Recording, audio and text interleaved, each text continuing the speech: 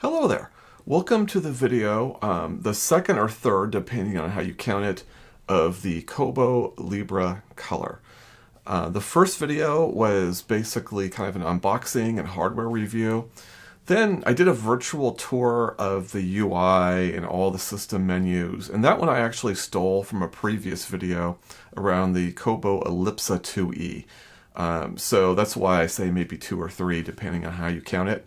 This video is going to basically cover everything else, including my final review on the device. So I think, after this video is done, you should have a really good sense of what this device can do and if it might be the right device for you. Before I go any further, I do want to ask if you please subscribe. The more subscribers I have, the more it gets the attention of these manufacturers, which would allow me to review more devices. So that would be wicked awesome. In the meantime, though, this video is going to be about, we're going to look at the pieces of the visual tour for the Kobo Ellipsa that are not relevant to this device. So I'm going to basically do an addendum to that visual tour in the first part of the video. Then we're going to do something I'm hoping will work out, which is a kind of a demonstration of Kaleido 3 Color. So color in e-ink is kind of a contentious thing in that some people think it's really great, which is kind of how I tend to go, and some people think that the color is completely unacceptable and it's not worth purchasing a device for, and they're both legitimate points of view. So I'm hoping to do a demonstration to kind of highlight that, at least to some degree. We'll then go into the kind of the battery results. So I've gone ahead and done a lot of detailed results on this device. I'll compare it to other devices that I've reviewed, and we'll see how it stacks up. Then I'll go into what I call the pros and cons of the device, both major and minor. So I'll explain that breakout and then go into all those. And then we'll kind of go into my general thoughts of the device, how it compares in the marketplace and who I think it's for. And then we'll wrap up. So all of that is in this video. So I hope you find it helpful. It's chaptered, so if you want to cut through a lot of that material and just focus on the things you want to focus on, I've created the chapter heading so you can do that, both in the description and in the slider on the video. So without any further ado, let's go in to starting with looking at the differences in the Kobo Libra Color versus the Kobo Ellipsa 2E. There's a handful of differences to go over. Some things on the Ellipsa that aren't on the 2E, the Libra, and some things on the Libra that are not on the Ellipsa 2E. So this will kind of complete the visual tour video specific to this device. All right, let's get on in. Okay, so as I mentioned, I'm putting in the description for this video a link to the visual tour of the Kobo Ellipsa 2E, because most of what you see in those systems in menu settings in the Ellipsa are relevant here. I mean, 95% at least. However, there are a few things that are unique to this device, and I thought we'd run quickly through those just to complete the tour, if you will. First off, obviously with the Ellipsa, the power button is on the side of the device, roughly the equivalent, I think actually of about here. That's not true on this device. On this device, the power button is here on the back. So just one little hardware difference. I'm going to go ahead and turn on the device now, and we're going to have front lighting so we can focus on the screen. Okay, so there we go. Okay, so let's quickly run through what's different from a software perspective. And well, first off, we'll start with this battery indicator. So as you can see, it has the battery life of the e-reader. It does not include the battery life of the stylus. And that's true of the Ellipsa. The Ellipsa does have the battery life of the stylus. That's missing here. I'll point out, though, that of course there is still the indicator, which you can't really see in the darkness, but near my finger there's an indicator, and if the battery was low, then that indicator would light up. So you still have an indicator, but you just don't have one on the device itself. So that's one difference. Okay, so another difference, if we go into activity, is that you'll see this screen. This screen's identical to what you have in the Kobo, but there's another tab which is called the Awards tab. And there's little badges in there, and you can go in and click on the badge and see what's, what they represent. That's just not present here. So this is one thing the Ellipsa has that the Libra Color does not. Also, if we go into beta features, this all is replicated on the Ellipsa, but the Ellipsa has a few, like 4 more games, like a crossword puzzle game, a Sudoku game, and a couple others. And the Libra Color does not have that. So that's another thing that the Ellipsa has that this one does not. Let's go into a book real quick,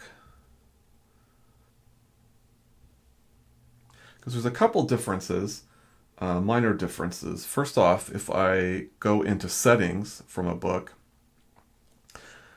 you do have some settings for the buttons. So right now it's inverted, meaning that the top button, which is here, will advance the page, and the bottom button will send it backwards. I could go to default, which swaps those. So now the top button goes to the previous page, the bottom button goes to the next page. I should point out, this is not on the Ellipsa because the Ellipsa doesn't have buttons. I should point out too that this orientation is consistent if I turn the device. So if I go like this, it's still the top button that will take you back, and the bottom button that will advance, and so on. So they did a nice job with that. But this is a feature that obviously isn't available for the Ellipsa because the Ellipsa doesn't have any buttons. There's also an additional feature called Reduce Rainbow Effects. And I'll have to be honest, I wasn't sure what this was. I went on the internet and saw some examples of what the so-called rainbow effect is. I did not see the rainbow effect. And by the way, it's related to the color Kaleido 3 screen, so that's why this is not on the Ellipsa 2E. I did not see the rainbow effect in any of my testing or usage of this device. So I'm not quite clear of when this might happen. What it is basically is you literally see kind of a color rainbow across an image. The examples I saw on the internet were actually of dense black and white images that kind of showed that. Again, I never saw that, but presumably if you're getting that, you have a toggle that would help reduce that, although I also in those same images saw comments that it wasn't that effective. Regardless, it wasn't part of my experience, but the key here, of course, is this is a feature that you don't have in the on the Kobo Ellipsa 2E, so I just wanted to call that out. Kind of sticking in the book, of course, we did talk about this in the previous video, but the pen menu is a little bit different in that the Ellipsa 2E, being grayscale, offers 5 grayscale colors, where here you're getting 10 kind of standard colors, and that's one difference. And I'll actually show an example of that in the note-taking app in a second. But just before we do that, if we go here to the fonts, there were about, I think I counted 3 more additional fonts on the Libra Color than are on the Ellipsa 2E. So for the most part, the list is the same, just a few more options on this device. Okay, let's close out by just taking a look at those colors in action. And we'll go ahead and get out of books. We'll go to notebooks, and I've got some samples here. And here you go. So you've got a black, a red, an orange, kind of a yellow or a lemon. You've got a green, a lime, a pink, a blue, a purple, and a gray. We're going to get into the color demonstration a little bit later in the video, but front lighting is important in terms of making the colors pop. So let's go ahead and see that since we're here. I'm going to go ahead and click on the lighting, and I'm going to turn the lighting off. Let the camera adjust. And what you can see here is that it's harder to distinguish the colors. I mean, you can definitely tell that there's colors, but they don't stick out as much as is the case when you've got the front lighting on. And even if you put the front lighting, say, a quarter, they definitely pop out a lot more. We'll put it at 30%. See, the front lighting really helps the colors kind of stand out more. So just wanted to kind of show that effect since we're here. But this covers all the differences in versus the Kobo Libra 2 versus the Kobo Ellipsa 2E. So minor differences, most of them make sense because of either the buttons or the color or what have you. A few of them might be a bit arbitrary, but for the most part, the UIs of the two devices are pretty close to identical. Okay, before I start talking about the pros and cons of color on an e-ink screen, I thought I'd kind of do some demonstrations to help kind of frame the conversation. And so we're going to start off by looking at a black and white e-ink screen versus a color e-ink screen. And it's represented by the Kobo Ellipsa 2E, and then for color, I'm using the Bigme Inknote Color Plus. And the reason why I'm focusing on these devices as opposed to the Libra Color, which is the topic of the video, is I'm just trying to, I'm getting a larger screen to take a look at. I'm going to do another comparison, and so the screen sizes are pretty close to the same. So that's why I'm focusing on these devices. Now, before we turn on the devices, both are in sleep mode currently. I mean, you can see right off the bat one of the key differences between a black and white screen and a Kaleido 3 screen, which is the darkness of the background. Here you see a much lighter background, and here you see a darker one. In fact, let's turn on both of these devices and just take a look at that in their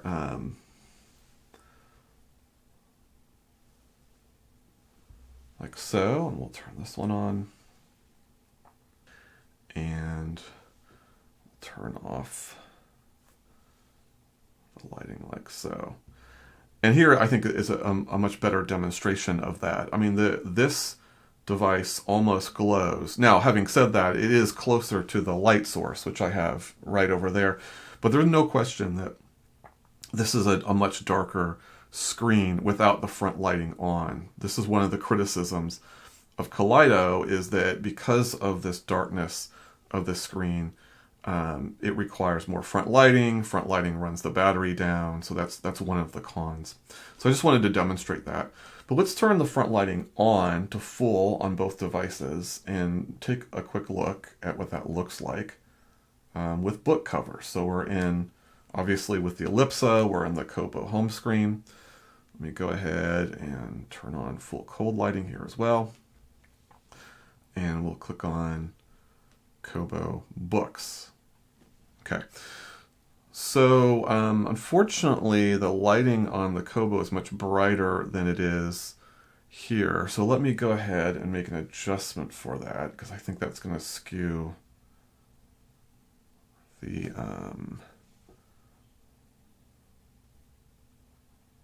effect pretty close. So yeah, the Ellipsa can get really bright. That's fairly close. We'll go with that. Okay, this is one of the reasons why I like color, and it's by looking at book covers. And let me go ahead and scroll. For example, let's take a look. We've got two covers here in black and white, and over here we have those same two covers, and it's in color. And to me, it's, comparing to a black and white e-ink screen to a color e-ink screen, it's definitely, you see a lot more pop in these book covers with color. Okay, and let's go ahead and go into my books. So we'll get more of a selection of books, and again, I know there's a difference here in font size, these being bigger, but these covers just pop more with the use of color.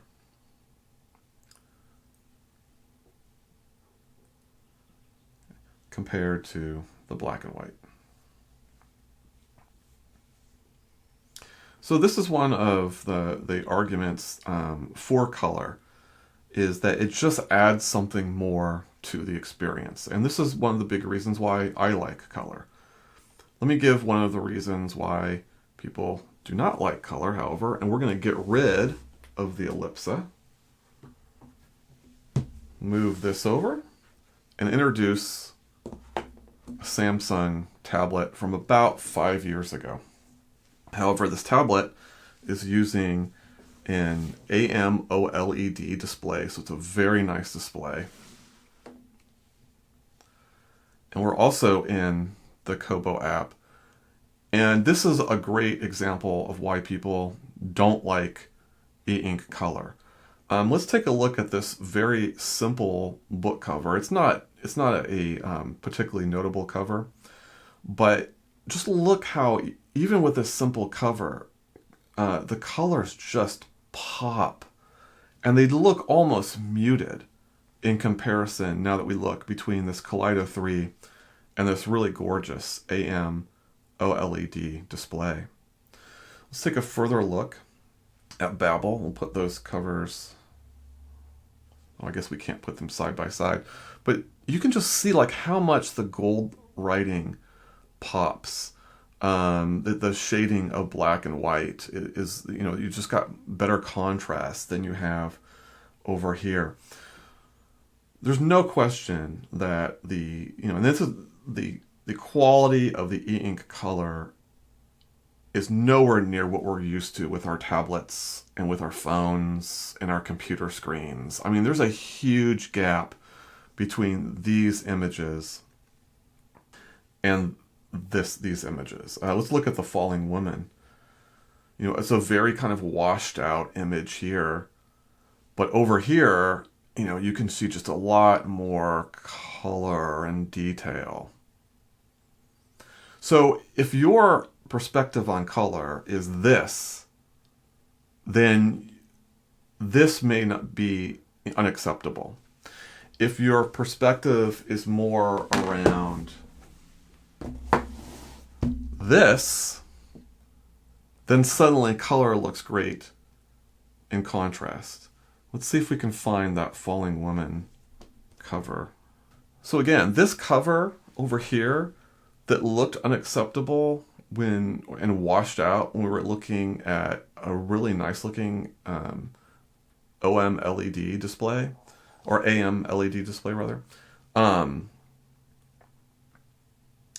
looks better than the black, pops now in relative to the black and white version. So it's very much relative, and how you feel about color will also feel about how you approach it as well. And hopefully this kind of demonstration illustrates that difference in action.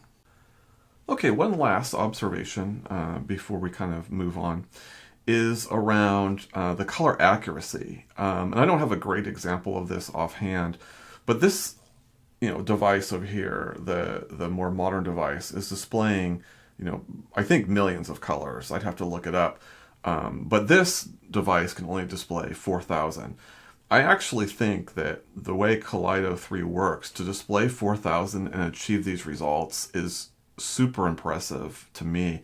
But what it means, therefore, is that the colors will often not be accurate on this device as opposed to what the original image is. And maybe this N.K. Jemisin cover might be a good example of that, where it's not just that these colors are bolder, but like you can see here, there's a little bit of blue, and then there's a little bit of kind of a reddish color kind of running through this circle icon, and over here it's all kind of the same color.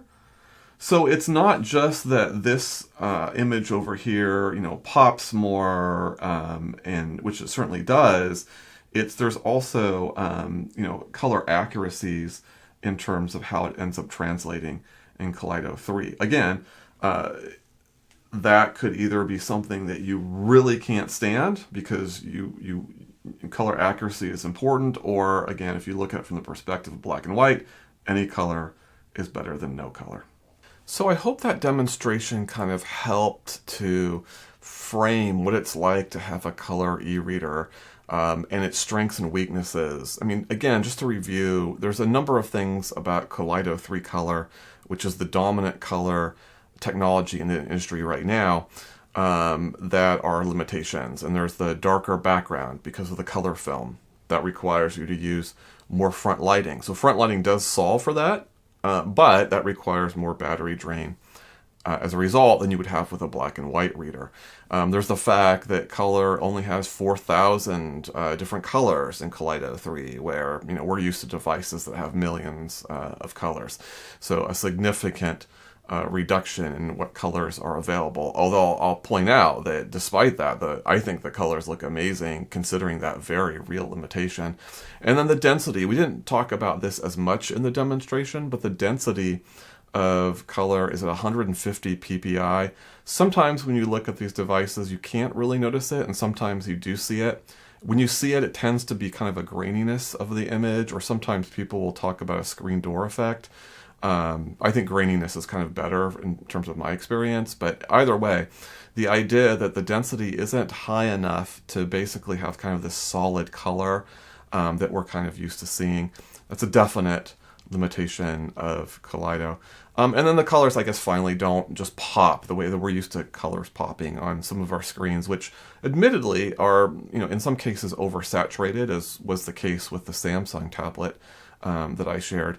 But nevertheless, they can be, in the right context, the colors can come across quite muted. So those are the limitations. I still think it's better off with color than not, but hopefully you know for yourself whether color makes sense, regardless of how I feel about it, based on that demonstration. Let me know in the comments if that was effective, or if there was some other demonstration that might have been helpful. I might be able to do an addendum to this if there's some interest in that. Okay, now that we're done with kind of that demonstration, let's now go into our battery tests, and I'll kind of walk through all these tests and what they mean, and see how this device stacks up with others in its class. So all the devices that I've done the same battery testing on are represented in this and the subsequent grids. I've gone ahead and highlighted in green the devices that fall between the 7 to 8 inch range in terms of screen size. The Kobo Libra Color is on top, and so hopefully the highlights will make it easy to see how that device compares to other devices that have a similar size. We're going to start off by looking at the standby time with screen off. And this is basically when the device is in a reading mode, but the screen is sleeping. So all you have to do is press the power button, and then a few seconds later, you're able to start engaging the device. This usually has a pretty low level of battery drain, and all the percentages represented here are how much of that battery drains in a given hour. So for the Libra Color, that rate is 0.04%, which isn't the best on the table, but it is among the best. It's a solid performer in this area. Now, I should point out that all devices have battery saving features which are turned off when I do these battery tests. And one key feature is the power off mode that doesn't go into a sleep mode as being measured by the standby time here, but it actually literally shuts the device down. When you're in that status, the battery life does drain, but it's very, very slow. So the 0.4% actually could be even better if that was engaged. The downside of that is that it does take time for the device to boot back up. In the Libra Color's case, that time is around 20 to 30 seconds. In 20 seconds, you can start engaging with the device. The auto rotation doesn't seem to work until about 30 seconds in. So if you're okay with a 20 to 30 second delay from the time you start using your device, then you'll save a lot more battery time than even the 0.04% suggests. But all devices were tested with those type of settings off, and almost all devices do have a similar setting where it will shut down, and then the cost of that is whether you reboot that device or not. Anyway, moving on. The next category is standby time with the screen on. So this is the screen is active, so you can just touch it at any point and it will respond. You get more battery drain with this, usually because the system's running. The screen itself, once it's set, doesn't require any additional battery to keep it active, but you do have the system and whatever running. Now I do turn all other things off when I do these tests, so there's no Wi-Fi, there's no Bluetooth, etc. There's no, the screen lighting is turned off. but nevertheless, the battery drain is greater, and in this case, it's 1%. Not bad, kind of toward the middle. A lot of devices can do less than 1%, but there's other devices on the list that do more. So it's a respectable result.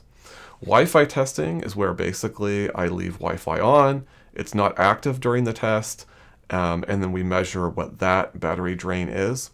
That was not measured with this particular device. Much like the Ellipsa 2E, the device automatically puts Wi-Fi into a dormant mode, and there's no setting to turn that off. So it's got its own integrated way of being efficient with Wi-Fi. That does, of course, require you to re-engage with Wi-Fi when you're trying to go to, say, the Kobo store or what have you, or you're trying to download a book. And that does take a few seconds. But the price of it, though, is that you do get battery life. And so there's no way to measure the Wi-Fi specifically because the device automatically shuts it off fairly quickly. If we look at front lighting, I measure front lighting in terms of cold lighting. When I measure these devices, there's a little bit of variation with warm lighting, but sometimes some devices, the warm lighting, it takes a little more energy, sometimes less. In aggregate, they come out at pretty much the same average. So I just use cold lighting as a way to keep these measurements consistent. The first measurement is full cold front lighting. So that's 100% lighting all the way down to the extreme of the cold temperature on the lighting. And that has a 9.2% battery drain. So a huge battery drain. It ties for the worst on this grid.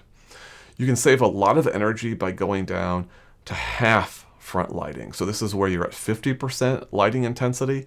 And you can save more than half of the battery life by doing that. And in this particular case, it drops all the way down to 3.2%. And actually, the half cold lighting probably is a more accurate measurement. You don't normally need to go all the way on cold lighting in order to see the page well. So that's the good news, is you don't normally have to rely on front lighting. But either way, the Libra Color's battery drain with lighting in general is on the higher side, if not the highest, compared to other devices on this list. The last screen we're going to go to is about a couple of the activities. In this case, obviously, we're reading on the Kobo app, and we're reading a novel. And this is basically, again, how much does the battery drain in doing that type of activity? And here it's 1.3%.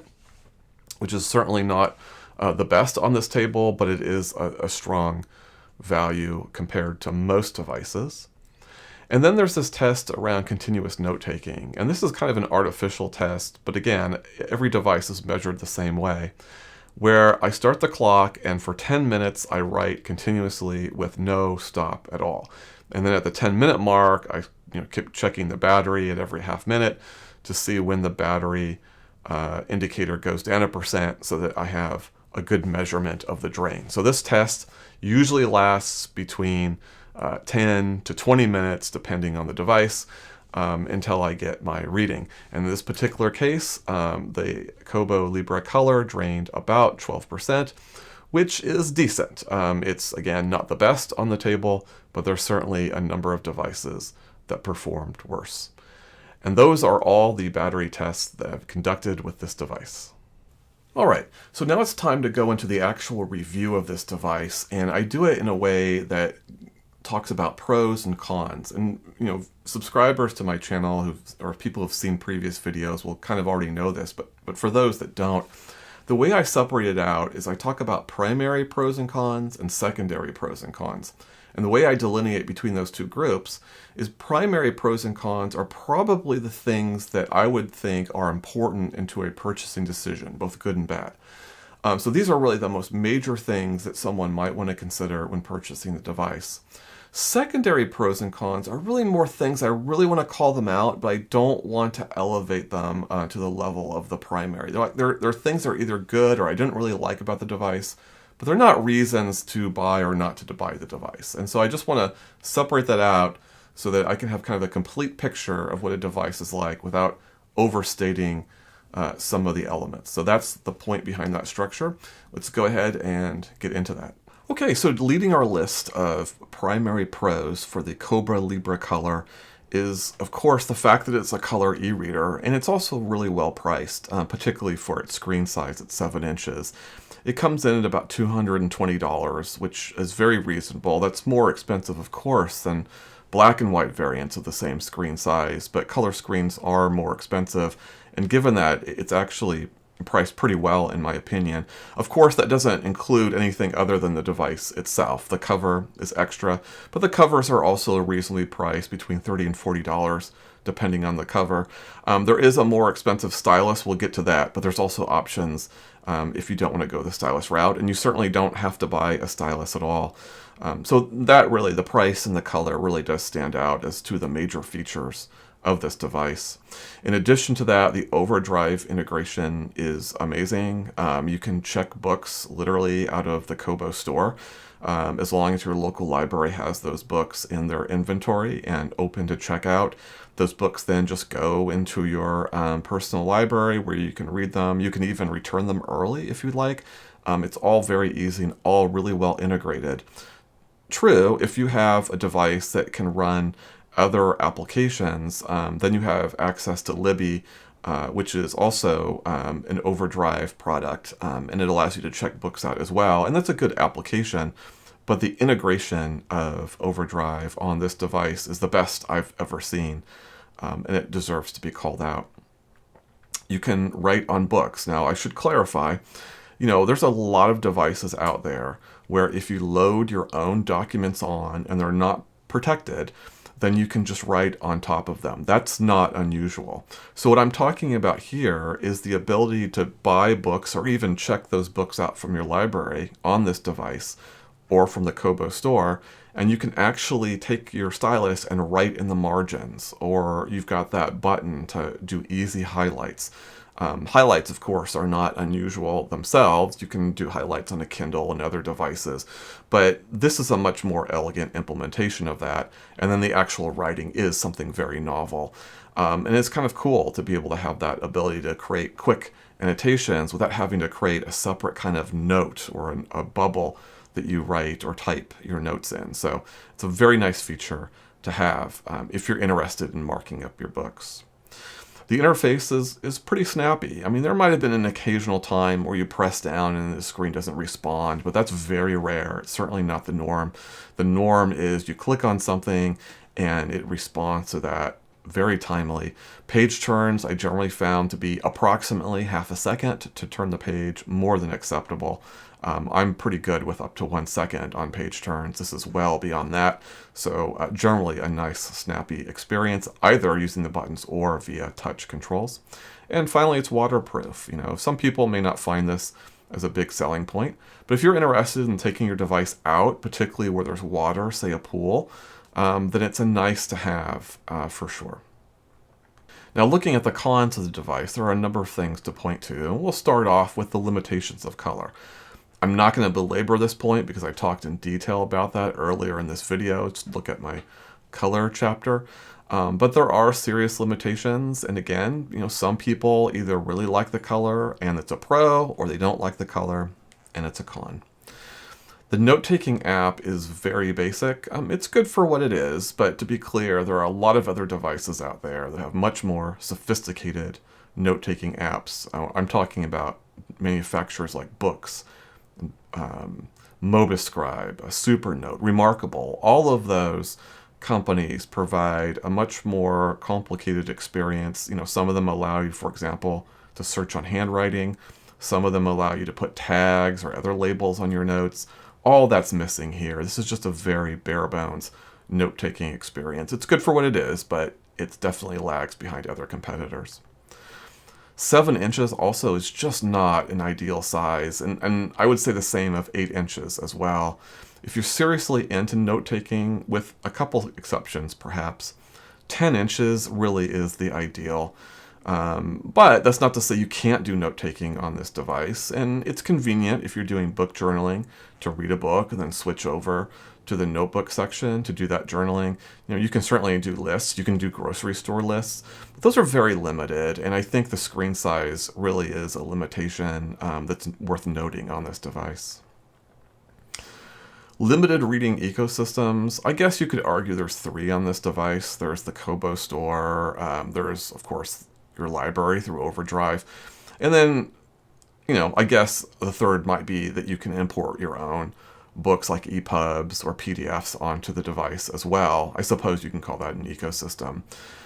So there is quite a bit there from that perspective. But if I compare that to any device that has Google Play, and there's a number of e-ink devices that do, those have access to everything I just listed, plus Kindle, plus Google Books, plus Barnes & Noble, and I could probably keep going on. So you are somewhat limited, particularly into the Kobo ecosystem with this device, and that's notable because other devices can do more. There's no panel-by-panel orientation in comics. You can zoom in, and they do a fairly good job of it, although there's a lot of flashing as you're moving the screen around. You might find that annoying. Here's a demonstration of what it looks like to do panel by panel on the Kindle app. This is using the Bigme S6 Color Plus Light device, which is one of my favorites. And you can see the difference in how it handles comics between the two. I just think that the Kindle app does a way better job. And I really wish that Kobo would have had that as well. And I think, particularly with a color e-reader, a lot of people are going to want to look at comic books, and it can be done. I just think the experience is a lot better on the Kindle app. Okay, let's start going into the secondary pros. And again, these are things I think are great. They're worth mentioning. Probably not things that would be elements of your buying decision, but they're worth calling out. So we'll start off with the advanced notebooks. And again, I talk about this in detail in the visual tour, which was specific to the Ellipsa 2E device, but it's relevant here as well. It's a very interesting application. It's kind of unique, some of the things they've done with advanced notebooks, but they've made them separate from their normal notebooking app. So while it's kind of a nice to have, it's kind of a demo as well. So it's not a primary pro, but it's worth calling out as a positive. The magnetic connection with the stylus is pretty strong. I was pretty impressed with it. It might have been one of the strongest that I've experienced. I can't say that authoritatively, but I think that's about right. The G sensor on it is really good, and I showed demos of that in the first video where we did the unboxing, but it's very responsive to turning the device and changing orientation, so no complaints there. The UI is simple and it's effective. Yeah, it's nice. They did a good job. It doesn't take too long of a learning curve to understand where everything is, so that's well done.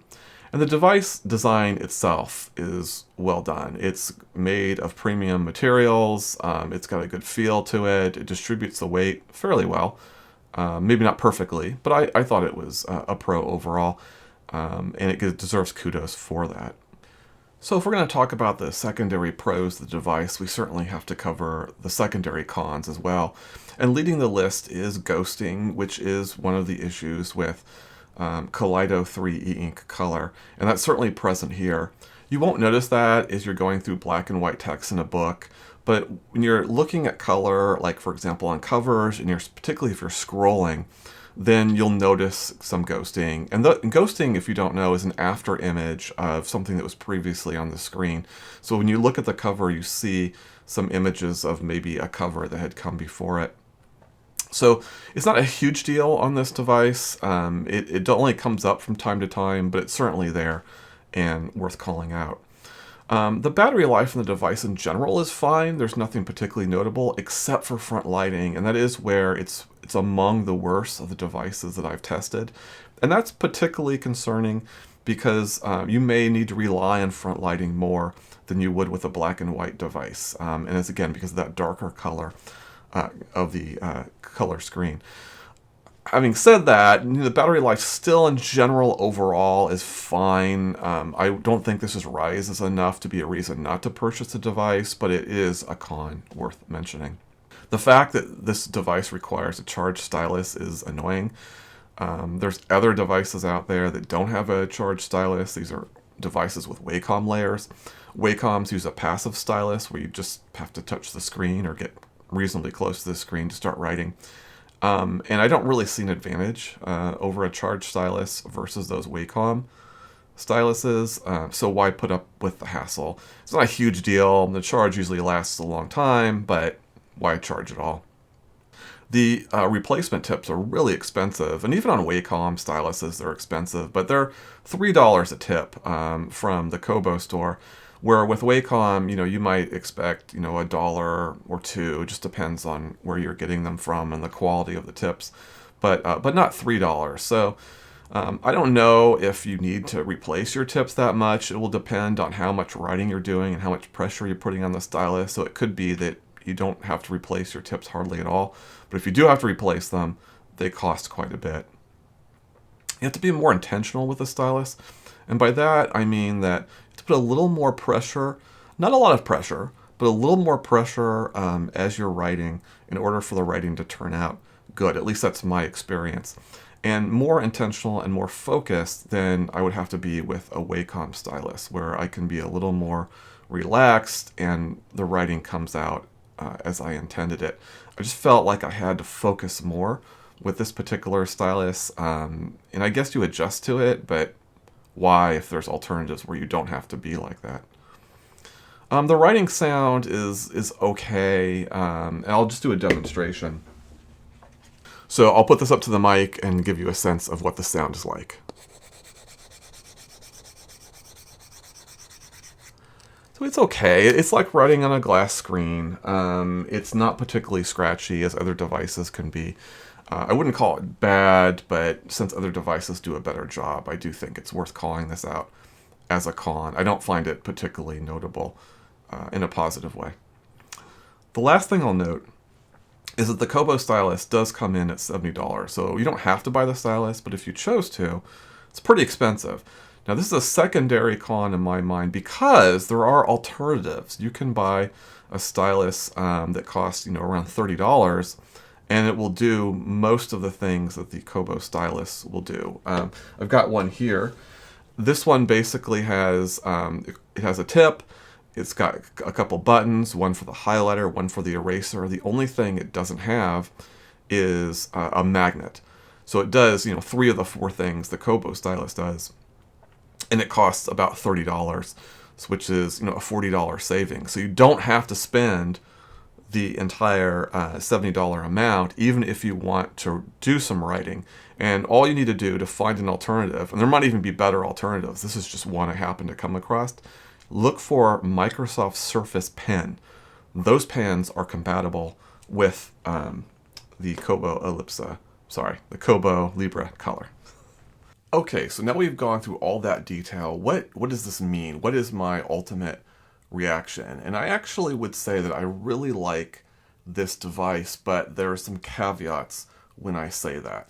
The first thing is you might notice that not exclusively, but there was kind of a general trend where the pros, both primary and secondary, tended to focus more on the reading elements of the device, and the cons tended to focus on the writing elements of this device. And I would say that's pretty fair and accurate of how I feel about the device overall. If you're looking for an e-reader and that's your focus, then I think this is an excellent option to consider. And I might even go as far as to recommend it. But if your focus is more on the note-taking side, then I would approach that a little more cautiously, and there might be better options out there. Recently I did a video which was kind of an award show. I think I called them the E-Ink Note-Taking Awards. And I had various categories. And one category was the best entry-level note-taking device. And that's a category that the Kobo Libra Color would qualify for, given that it has note-taking capability beyond just the annotations of writing on a book. Now, how would I feel about this device in that category versus my winner, which was the Mobiscribe Wave? Well, actually, I think I'm going to stick with the Mobiscribe Wave. Now, again, the Libra Color remains the better e-reader. So if you're looking for an e-reader, I would pick this over the Mobiscribe Wave. Although, know that the Mobiscribe Wave does have Google Play, so you do have access to all the bookstores that you'd may be interested in, including Libby as well. So there is an advantage from an e-reading perspective for the MobiScribe Wave. Where I think it really, the gap between them is really in the note-taking app. And on the MobiScribe, it's a much more sophisticated app than it is on the Kobo. And I think that's the reason why I would pick it as the best entry-level e-note taker. Are there advantages of the Libra over the MobiScribe? Absolutely. So again, going to reading, it might take half a second to turn a page on the Kobo. It takes, basically a full second on the MobiScribe. Now, I still think a second is more than acceptable, but there's an extra beat there. And if your focus was really on reading and that bothered you, then you'd go with a Kobo. In addition to that, the MobiScribe is again an entry-level note-taking device. So it's a little bit, there's a little pause sometimes when you're pressing the screen. It records those accurately, but it's not snappy.